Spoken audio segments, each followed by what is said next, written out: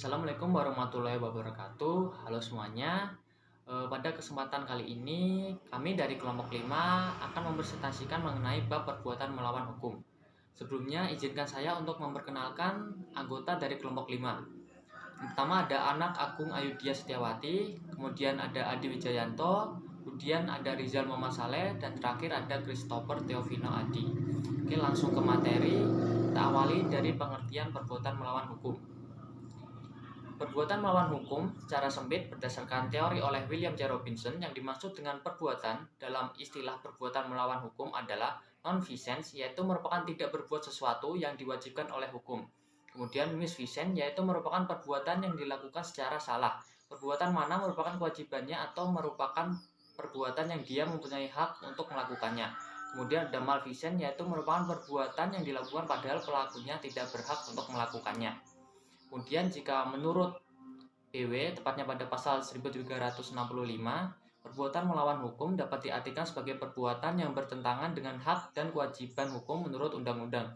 Dengan kata lain, bahwa perbuatan melawan hukum atau onreh mati gedat sama dengan melawan undang-undang atau onwet mati gedat.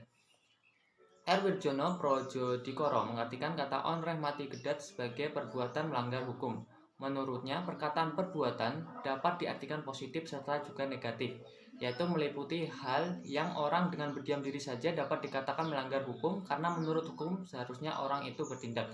Perbuatan negatif yang dimasukkan bersifat aktif, yaitu orang yang diam saja, baru dapat dikatakan melakukan perbuatan hukum kalau ia sadar bahwa ia dengan diam saja adalah melanggar hukum.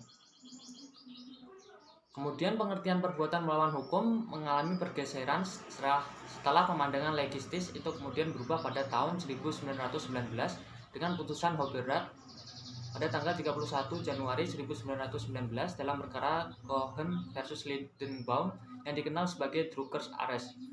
Setelah diartikan secara luas, perbuatan melawan hukum mencakup salah satu dari perbuatan-perbuatan sebagai berikut. Yang pertama, perbuatan yang bertentangan dengan hak orang lain. Kedua, perbuatan yang bertentangan dengan kewajiban hukumnya sendiri.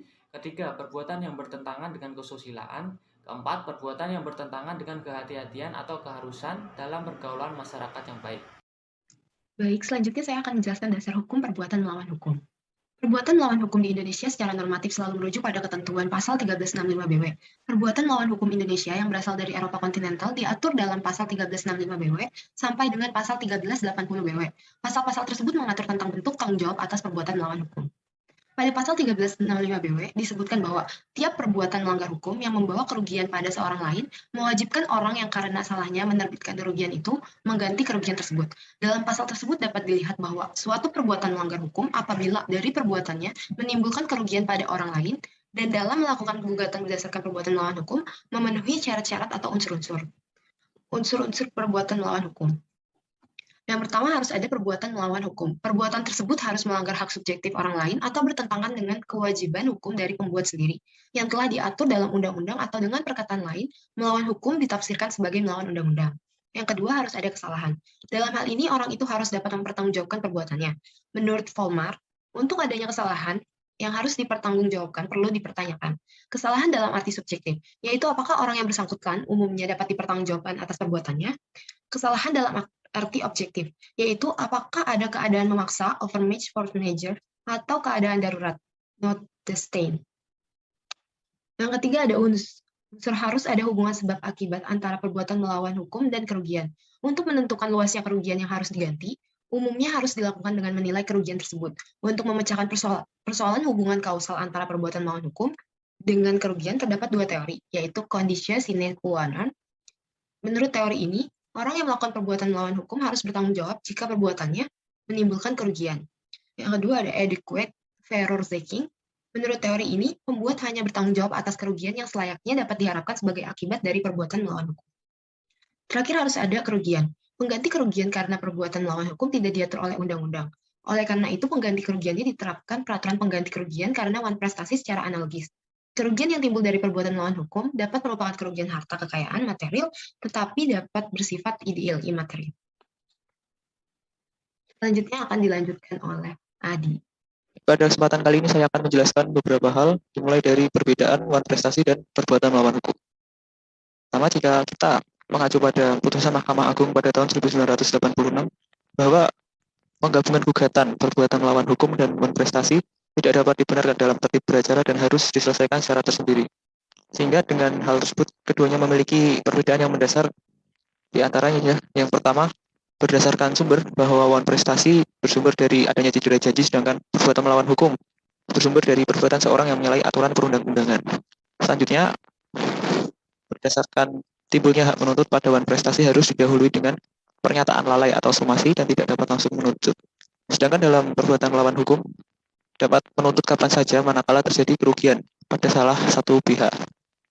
Selanjutnya dalam hal tuntutan ganti rugi dalam permasalahan prestasi, BW sudah mengatur mengenai jangka waktu perhitungan ganti rugi, jenis dan jumlah ganti rugi.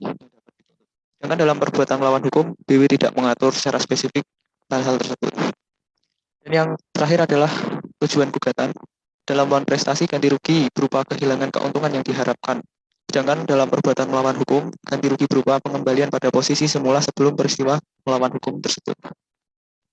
Selanjutnya, tanggung-jawaban dalam perbuatan melawan hukum. Hal ini dibedakan menjadi dua, tanggung jawab langsung dan tanggung jawab tidak langsung. Tanggung jawab langsung memiliki arti bahwa tanggung jawab berada pada subjek itu sendiri. Sedangkan tanggung jawab tidak langsung memiliki arti bahwa perbuatan yang dilakukan oleh orang lain yang merupakan tanggung jawab barang-barang yang berada di bawah pengawasannya menjadi tanggungannya pula. Kemudian adanya kemungkinan pengalihan tanggung jawab disebabkan oleh dua hal. Yang pertama, perihal pengawasan, yang mana dalam 1367 BW telah disebutkan. Yang pertama, orang tua atau wali bertanggung jawab atas anak-anak yang belum dewasa. Seorang kurator dalam hal kuratil atau pengampuan dalam kepailitan bertanggung jawab atas pengawasan terhadap kurandus atau orang yang tidak cakap akibat kepailitan. Selanjutnya, guru bertanggung jawab atas pengawasan murid sekolah yang berada dalam lingkungan pelajarannya. Majikan bertanggung jawab atas pengawasan terhadap buruhnya, dan penyuruh bertanggung jawab atas pengawasan terhadap pesuruhnya. Selanjutnya, yang kedua, pemberian kuasa dengan resiko ekonomi. Jadi apabila seorang yang memiliki ekonomi kurang mampu melakukan perbuatan melawan hukum, maka sebenarnya percuma saja jika tidak dapat melakukan ganti rugi. Maka dengan itu, pertanggungjawaban atas perbuatannya dijatuhkan kepada orang lain yang lebih mampu untuk melakukan ganti rugi tersebut. Baik, sekian dari saya. Terima kasih. Baik, pada kesempatan kali ini saya akan menjelaskan mengenai contoh kasus dan analisis dari perbuatan melawan hukum. Budi dan Ani merupakan sepasang suami istri. Pada suatu hari, mereka hendak membeli televisi toko elektronik Sentosa. Saat sedang membeli televisi, Ani dan Budi sedikit bercanda dalam toko. Secara tidak sengaja, Budi menyenggol beberapa televisi hingga jatuh dan mengakibatkan beberapa televisi tadi rusak. Kerugian dialami oleh toko elektronik Sentosa ditaksir mencapai sekitar 50 juta rupiah. Meski demikian, Budi tidak ingin bertanggung jawab dengan alasan bahwa hal yang dilakukan tidak disengaja dan berdalih televisi yang jatuh ditempatkan secara tidak aman oleh toko. Akibat kejadian tersebut, pemilik toko elektronik Sentosa akhirnya mengajukan gugatan kepada Budi atas kerugian yang dialaminya. Contoh kasus tersebut dapat digolongkan sebagai suatu perbuatan melawan hukum karena memenuhi 4 syarat atau unsur dari suatu tindakan yang bisa digolongkan sebagai perbuatan melawan hukum, yaitu pertama adalah telah ada perbuatan melawan hukum. Dari kasus tersebut telah terdapat perbuatan melawan hukum yang diakibatkan perbuatan ketidakhati-hatian yang dilakukan oleh Budi karena bercanda bersama Ani dalam toko, sehingga akibat ketidakhati-hatiannya tadi mengakibatkan tersenggolnya beberapa televisi hingga terjatuh dan rusak. Selain itu, Budi juga tidak menunjukkan etikat baik untuk mengadili kerugian yang dibuatnya. Terdapat kesalahan. Dari kasus tersebut telah memenuhi unsur kesalahan berupa kesalahan yang dilakukan karena kurang hati-hatian. Pada kasus tersebut, Budi kurang berhati-hati karena bercanda bersama Ani dalam toko dan mengakibatkan jatuhnya beberapa televisi toko tersebut. Selanjutnya adalah unsur ada kerugian. Dalam kasus tadi, toko elektronik Sentosa mengalami kerugian material sekitar 50 juta rupiah akibat dari kerusakan televisi yang dijatuhkan oleh Budi. Kemudian selanjutnya adalah ada hubungan sebab akibat antara perbuatan dan kerugian. Berdasarkan kasus tersebut, Budi dan Ani yang hendak membeli televisi sempat bercanda dalam toko, sehingga menyebabkan Budi menyenggol beberapa televisi. Akibat hal tersebut, televisi milik toko Sentosa terjatuh dan rusak. Rusaknya beberapa televisi tadi mengakibatkan toko Sentosa menderita kerugian sebesar 50 juta rupiah. Dengan demikian, berdasarkan analisis unsur-unsur perbuatan melawan hukum terhadap kasus tersebut, Budi dapat dimintai pertanggungjawaban karena setiap unsur perbuatan melawan hukum telah terpenuhi. Demikian penjelasan dari kami. Apabila teman-teman memiliki pertanyaan, silakan sampaikan di kolom komentar maupun pada saat forum diskusi nanti. Terima kasih.